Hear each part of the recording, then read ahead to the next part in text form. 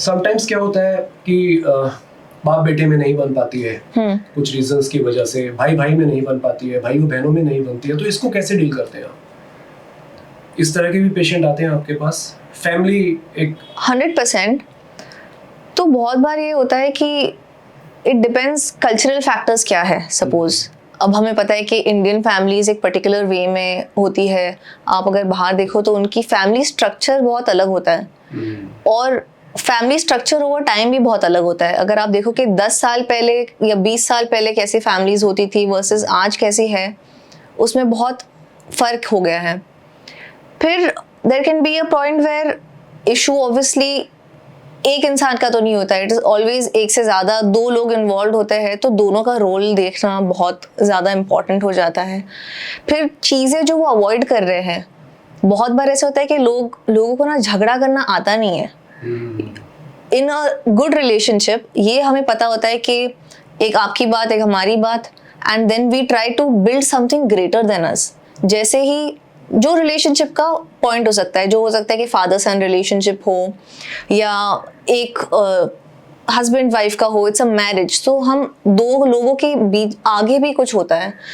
The problem comes जब हम self centred हो जाते हैं बहुत, हम अपने आप को ही देख रहे हैं, या शायद इट इज़ वैलिड ऑल्सो कि हमारी शायद कोई नीड्स वो पूरी नहीं कर पा रहे हैं। अब उसके बहुत सारे रीजंस हो सकते हैं कि हम इधर कम्युनिकेट नहीं कर पा रहे हैं प्रॉपर्ली, तो कम्युनिकेशन पैटर्न्स देखना, कॉन्फ्लिक्ट रेजोल्यूशन कैसे होता है। बहुत बार अगर भाई बहन में झगड़ा होगा तो आप देखोगे दोनों के कॉन्फ्लिक्ट रेजोल्यूशन भी सेम होता है, दोनों ही बात करना बंद कर देंगे। क्यों?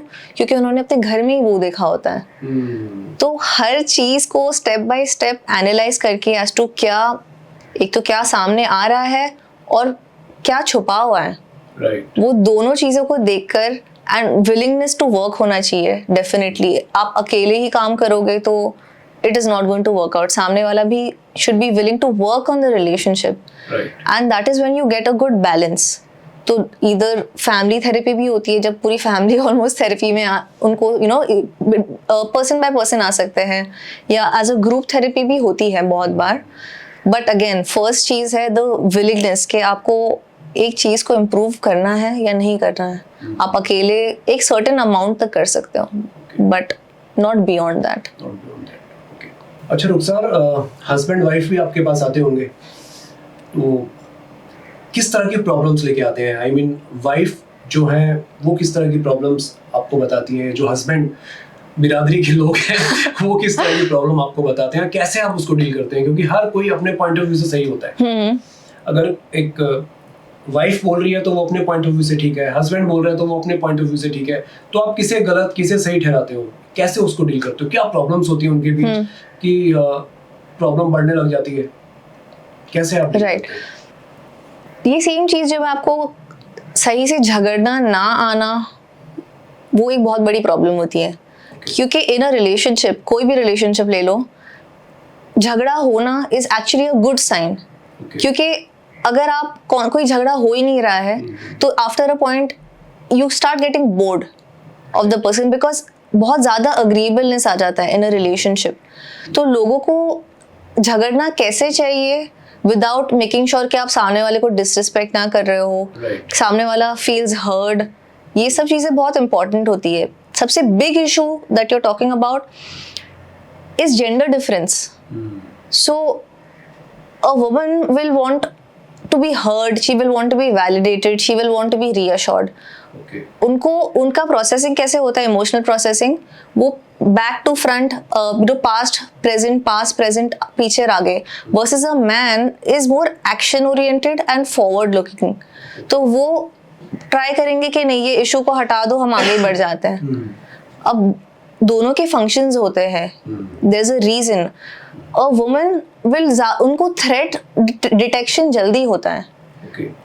एक मैन को भी हो सकता है obviously, but a woman will pick it up faster and she will voice it out faster. तो इसलिए आपको लगेगा कि बहुत बार द फीमेल विल फील कि ना मैं नैग किए जा रही हूँ, that's what the husband will say कि नहीं ये नैग करते रहते हैं, and the only problem is that she has just brought that problem up before you.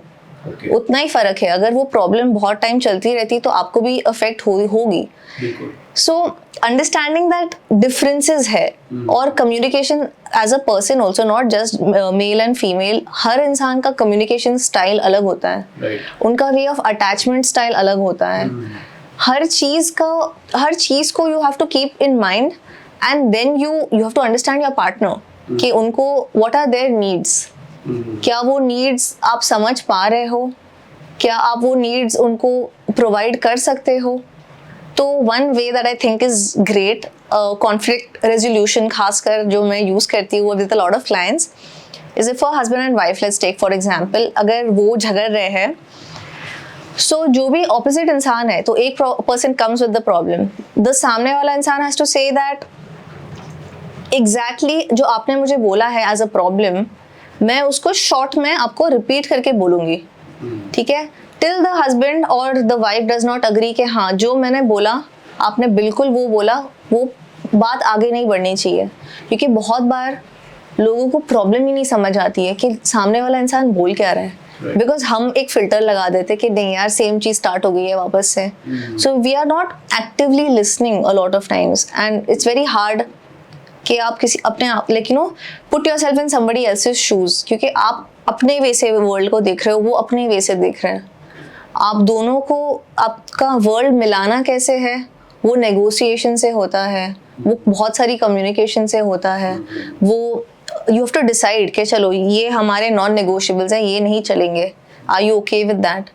तो एक constant communication is very very important and I think that is missing in most relationships because after a while हम effort डालना बंद कर देते हैं. We think we know the person but actually we can never know somebody fully. Right. आप सालों साल रह लो किसी के साथ, फिर भी उसको fully in depth आप to an extent जान सकते हो, but you can never be that person, right? तो individuality को respect करना बहुत important है and looking at it from that perspective is important. आप उसको respect करोगे and then and obviously you get the same respect in return. And then you work towards something greater that is beyond both of you, and that is having a good relationship. Right. तो अभी आपने बोला कि झगड़ा होना चाहिए. अच्छी relationship के लिए झगड़े जरूरी हैं. हाँ. तो झगड़े का स्टाइल क्या होना चाहिए ये भी बता दीजिए, क्योंकि झगड़ा ही सारे फसाद की जड़ होता है. एक स्टडी है, बढ़ता जाए तो वो फिर रिलेशनशिप को स्पॉइल ही करता है. राइट. तो झगड़ा कितना होना चाहिए, किस तरह से होना चाहिए, कौन कौन से वर्ड्स उसमें यूज करने चाहिए, या क्या स्टाइल होना चाहिए झगड़े का, इस पे थोड़ा सा आप बताइए. राइट. क्योंकि अगर झगड़ा करना ही है नहीं, मैं ये नहीं कह रही हूँ कि झगड़ा करना ही चाहिए. तो मतलब अगर 10 इंटरैक्शंस है, मैं एक एग्जांपल दे रही हूँ. आई मीन मैं जहाँ तक समझा हूँ, आप जो बोलना चाह रहे हैं कि एक रिस्पेक्टफुली झगड़ा हो तो अच्छा रहता है. एक झगड़े में भी एक डिस्टेंस होना चाहिए. आप किसी इंसान को इतना बुरा मत बोल दो कि वो हर्ट हो जाए. आप झगड़े करो, 4 दिन तक झगड़े करते रहो, हंसते गाते रहो, लेकिन इतना बुरा मत बोलो कि वो अंदर से हर्ट हो जाए कि आप बहुत ज्यादा बुरा बोल दिया अभी. राइट. एक लिमिट क्रॉस हो गई, तो लिमिट क्रॉस नहीं होनी चाहिए. आई थिंक आप यही कहना चाह रही है शायद.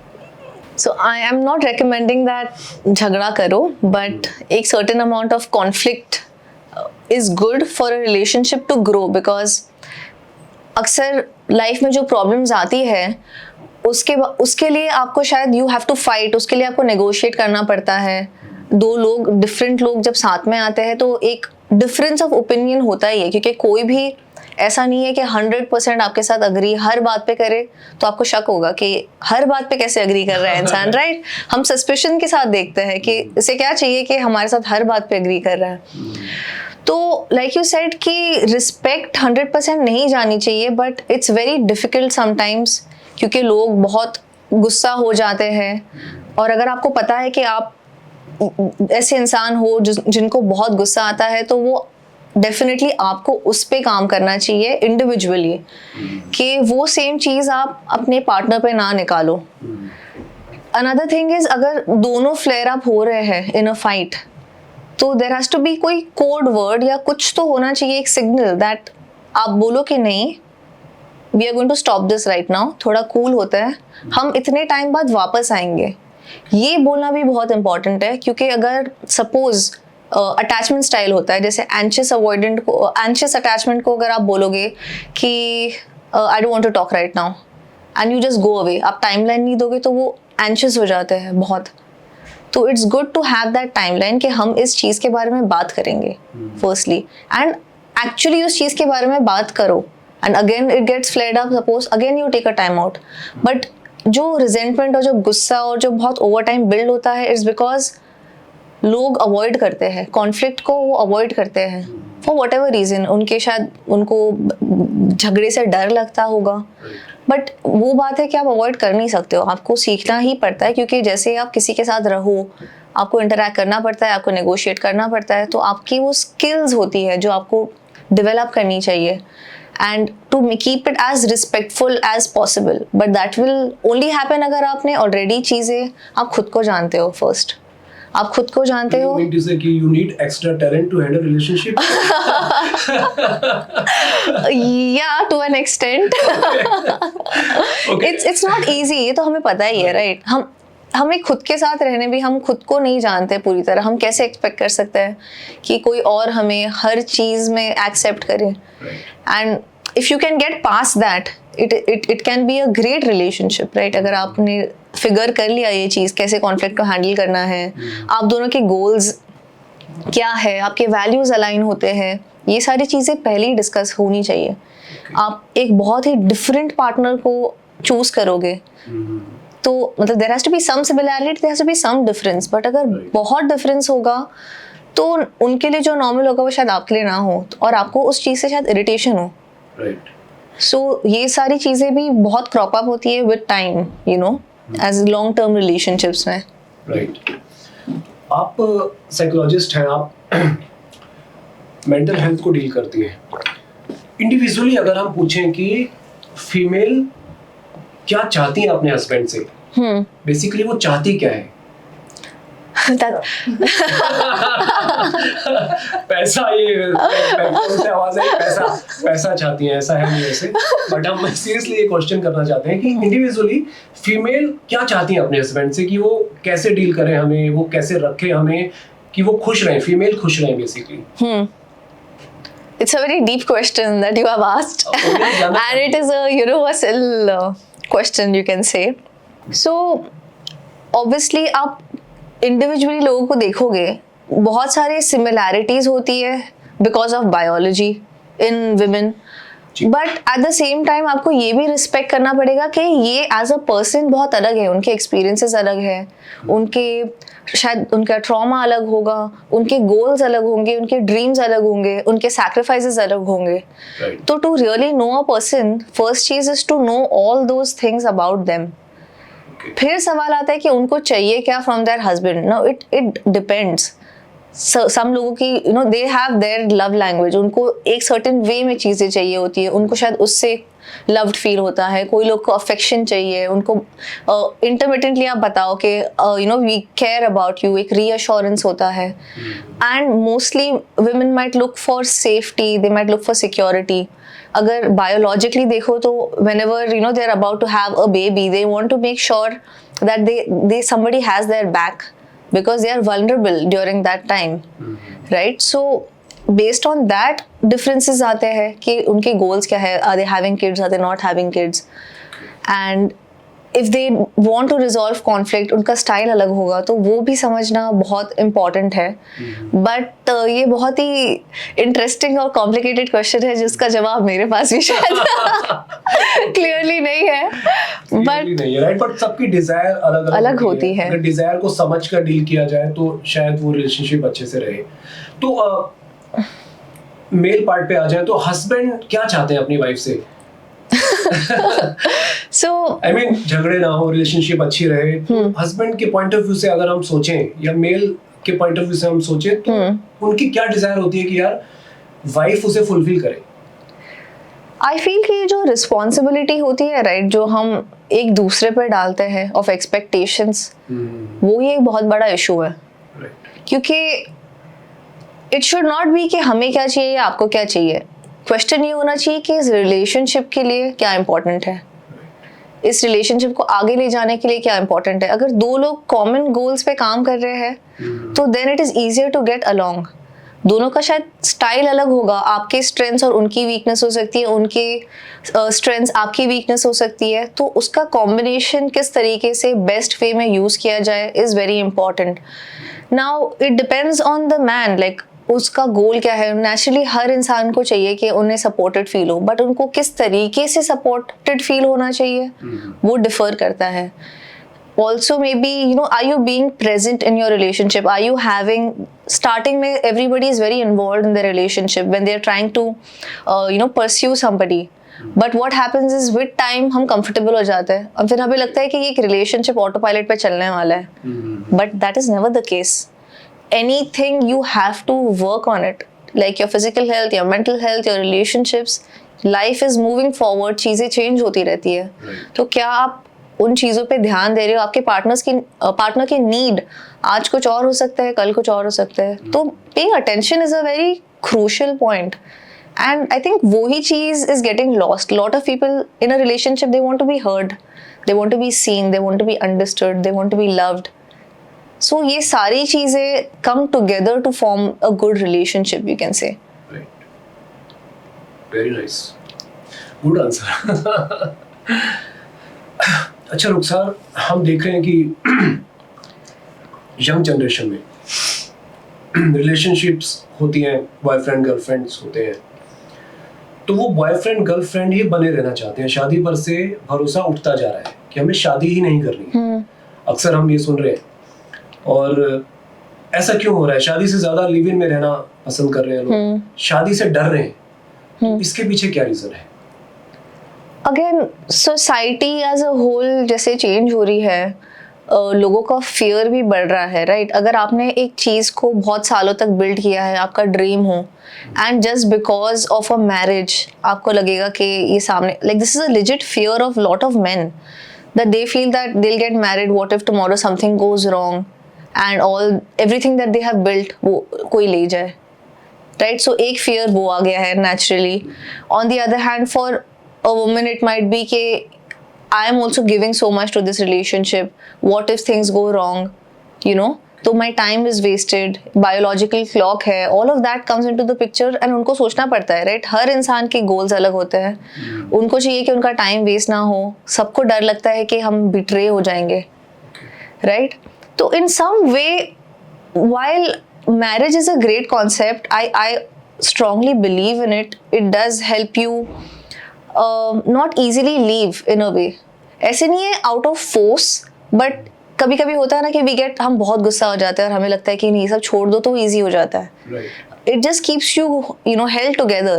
I'm not saying कि you should be with people who are not good for your mental health, who are toxic, who are abusing you. Not at all. There should be an option to leave also. But it just एक psychological एक barrier बन जाता है, you can say, or some sort, और एक solid ground मिल जाता है. Over years चलता आ रहा है, राइट? एंड नाउ क्या हो जाता है कि people feel it's slightly more easier to be in a live in, so you can maybe आप इंसान को बेटर जान लेते हो in the beginning. While it is culturally देखा जाए तो it's not a very Indian concept. This is something we have imported from the West, like lot of other things, so maybe that is a natural part of the evolution of the culture. That could be one of the things that हम बहुत सारी चीज़ें adopt करते हैं from different cultures, and ये शायद एक growth होगा. अब good and bad वाला part is very hard to judge. Like one, if we say good वाला part है कि you can get to know the person before that, there is no legality involved. Right. Versus आप benefits of a husband and wife completely दे रहे हो to somebody, but you're also giving them the option to leave without anything. तो कोई लोगों को वो भी fear होता है. तो it depends on what you want out of it. If you think it is a valid point for you and you need that, maybe opt for it. But I'm not very sure as to कि हमारे पास कोई data नहीं है कि इसका success rate क्या है, because it's not registered or anything like that. Versus a marriage also, you can't say कि 50 साल अगर कोई किसी की शादी हो गई है तो बहुत अच्छी, it's very good that there together. हमें नहीं पता है कि वो 50 साल में क्या हुआ है actually. Is it really a good relationship, और maybe they just living together. Lot of things. तो ये चीज़ें इनकी डिटेल्स राइट बहुत ही पर्सनलाइज्ड होती है इन सम वे. तो while society and culture give you that structure आप it can be used for the benefit but it can also be used for the bad stuff, right? Same चीज़ होती है. People find it harder to leave from marriage because the girl is going to the guy's house and all of that. Families involved हो जाती है, एक fear हो जाता है society का. तो ये एक natural progression है. लोग डर रहे हैं because society अगर आपकी marriage fails, how do we deal with it as a society? We need to think about that. हम क्विकली लोग गॉसिप करने लगते हैं, एक बोलते हैं अच्छा ओपिनियंस फॉर्म कर देते हैं, इसने ऐसे किया होगा, उसने वैसे किया होगा. तो ये बहुत ही मल्टी लेयर्ड प्रॉब्लम है. So there is no direct answer to it. It's only with time and personalise करके कि how does this work for me, you know, is it making me feel good, is this what I want. तो based on that I think that is what I think would help you decide better for yourself. अच्छा रुखसार, एक important सवाल है बच्चों के ऊपर study का बहुत प्रेशर होता है. जो छोटे बच्चे होते हैं, फर्स्ट स्टैंडर्ड के बच्चे होते हैं या fifth standard, six seventh standard तक बहुत स्टडी का प्रेशर होता है. और माँ बाप भी क्या करते हैं कि बहुत प्रेशर देने लग जाते हैं कि आप अच्छे से स्टडी करो, बड़े होके ये बनना है, अपनी ही इच्छाएं थोपने लग जाते हैं बच्चों के ऊपर. तो एज ए साइकोलॉजिस्ट आप पेरेंट्स को क्या बोलना चाहेंगी कि वो बच्चों को कैसे डील करे कि बच्चे आगे बढ़े? It's a very good question. As a parent, हमें अक्सर लगता है कि बच्चा हमारा जो अनलिव्ड लाइफ होती है हमारी, कि हमने जो नहीं कर पाए ये बच्चा वो करेगा. वो पहले thought should not be there. हमें बच्चे को अपना एक्सटेंशन मानना चाहिए 100%, बट ऑल्सो उसको एक इंडिविजुअल की तरह देखना बहुत इंपॉर्टेंट है. हमें लगता है कि अच्छा बिकॉज बच्चा है कि नहीं समझता है, ये नहीं पता है, वो नहीं पता है.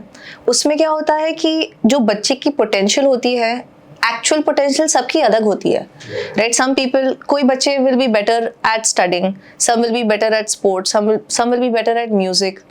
तो उसका जो इनर पोटेंशियल है उसको बाहर निकलने के लिए आपको सिर्फ एक अच्छा एनवायरनमेंट रखना होता है so that the child can grow. Versus अगर हम अपनी डिज़ायर्स और अपनी ख्वाहिशें उन पे थोपने लगे तो उससे क्या होता है, जो बच्चे का इनर पोटेंशियल होता है वो डिम हो जाता है, क्योंकि वो रिप्लेस हो जाता है ना एक्सपेक्टेशंस के साथ. एंड वो बहुत कॉमन होता है. एंड आई अंडरस्टैंड कि पेरेंट्स के लिए भी बहुत प्रॉब्लमैटिक होता है एज टू अच्छा पेरेंट कैसे बनना है, ये करूँ वो करूँ, लोग ये बोलेंगे, देयर विल बी और 1000 लोगों की इंटरफेरेंस हो जाती है as to how to actually have और अ गुड पेरेंट कैसे बनना चाहिए. उसके बारे में सबके पास एक ओपिनियन होता है, उनके पास बच्चे हो ना हो.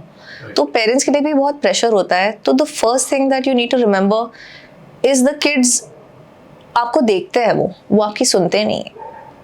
तो आप जो चीज़ें आपको लगती है कि एज अ चाइल्ड उनके लिए अच्छी होगी, क्या आप वो खुद कर रहे हो? फर्स्ट क्वेश्चन वो है. बिकॉज एक बच्चे को बहुत अच्छे से समझ आता है कि अच्छा ये person is telling me this, but are they also following this? They don't. If you're not doing that, the same thing that you are telling them, बहुत मुश्किल हो जाएगा, for a child to follow. And in terms of stress, I don't think it is healthy, because वो stress, हम अपना stress किसी और पे डाल रहे हैं, तो हमें क्वेश्चन करना चाहिए कि ये स्ट्रेस कहाँ से आ रहा है. इज इट कि हमारे ऊपर वो स्ट्रेस डाला गया था तो हम वो साइकिल पास कर रहे हैं एंड फिर वो बच्चा भी सेम साइकिल के थ्रू जाएगा, या हम अपने ऊपर काम करेंगे और वो साइकिल ब्रेक करेंगे इन सम वे और the other, right? So lot of things are there in terms of parenting जो आप कर सकते हो. Most important thing is to help your child understand responsibility. आप ऐसी कोई चीज़ चाइल्ड के लिए ना करो जो वो खुद कर सकता है, right? I am not saying कि आपको सपोर्ट नहीं करना चाहिए या उनको डेंजर से नहीं बचाना चाहिए. Obviously all of that becomes an integral part of being a parent, but at the same time आप उनको इतना शील्ड ना करो कि टुमारो जब उनको कहीं बाहर निकलना पड़े इन लाइफ, उनके पास वो स्किल्स ही नहीं है, उनके पास वो कॉन्फिडेंस नहीं है खुद में, बिकॉज वो डिपेंडेंट है ऑन द पेरेंट. पेरेंट्स को खुद ऐसा बनना चाहिए जैसा वो अपने बच्चों को बनाना चाहते हैं. ओके, सो रुखसार, आपने बहुत अच्छी बातें बताई मेंटल हेल्थ को लेकर. तो अगर हम कहें कि हमारी ऑडियंस को लास्ट में आप जाते जाते क्या बोलना चाहेंगी जिससे वो अपनी ज़िंदगी को बहुत अच्छे से जी सके? सो एक बहुत क्रूशल चीज़ जो मुझे बोलना है कि एज अ पर्सन आप मेंटल हेल्थ को ऐसे ना देखिए कि आप जब ब्रोकन हो तब कोई चीज़ फिक्स करने आप थेरेपिस्ट के पास जा रहे हो. इट कैन ओनली बी कि आपको एक आगे बढ़ने के लिए कोई टूल्स चाहिए तो आप एक थेरेपिस्ट को विजिट कर सकते हो. मेंटल हेल्थ का ये मतलब नहीं है कि आप एंग्जाइटी फील कर रहे हो, डिप्रेस्ड फील कर रहे हो तो ही आपको उसके ऊपर काम करना चाहिए. It is a daily habit. सबसे पहले आपकी रिस्पॉन्सिबिलिटी है अपना खुद का ध्यान रखने, टू मेक श्योर कि आप मेंटली इमोशनली अच्छी ज़िंदगी जी रहे हो एंड आप खुद के लिए फर्स्ट प्रेजेंट हो. Then you are able to be present for the world around you. तो अपनी खुद को, अपने आप को समझना सबसे इम्पॉर्टेंट पार्ट है. अपने आप की तरफ काम करना, आपके जो भी प्रॉब्लम्स होती है उनको अच्छे से एनालाइज करना, अगर खुद से ना हो तो किसी के साथ करना. all of these things are very important. You need to take really good care of yourself. And at the same time अगर कोई आपके अराउंड स्ट्रगल कर रहा हो तो आप कोशिश कीजिए कि आप उसको एक अंडरस्टैंडिंग तरीके से देखें, एम्पैथेटिकली देखें एंड उसके लिए टफ ना बनाएं और कि वो शायद वो हेल्प ना सीख कर पाए या वो अपने आप पे उनको शेम हो. So there are these things that you need to work on constantly and ऐसा नहीं होता है कि आज हमने mental health पे काम कर लिया and it's done. It is a lifelong process. आप अपने आप को educate कीजिए, वो tools अपनाइए and get help if at all that you need. It is very important, it is very normal that we take good care of our mental well-being. Thank you so much Rukhsar, आपने इतनी अच्छी बातें हमारे podcast में हमारी audience को बताई and मुझे पूरी उम्मीद है कि हमारी ऑडियंस ने बहुत कुछ सीखा होगा, जाना होगा अपनी ज़िंदगी को कैसे बेहतर बना सकते हैं, कैसे अपनी लाइफ को एंजॉय कर सकते हैं. ये बहुत अच्छे से जाना और समझा होगा. थैंक यू सो मच हमारे पॉडकास्ट में आपका आने के लिए. Thank you so much for having me.